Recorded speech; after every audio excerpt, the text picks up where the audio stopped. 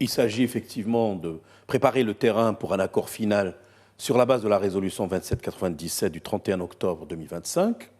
En même temps, dans la configuration des acteurs, des participants directs, finalement, l'Algérie se résigne à la réalité et s'identifie en tant que partie concernée directement par ce conflit artificiel et ne pas se cacher derrière des arguments fallacieux.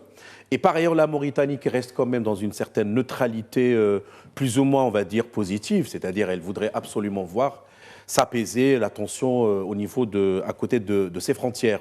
Et bien entendu, le Polisario, il faut là établir la distinction entre la direction en tant que telle, qu'on considère comme étant qui s'accapare des moyens pour imposer son diktat à une population malheureusement qui est désemparée. Je parle des séquestrés de Tindouf.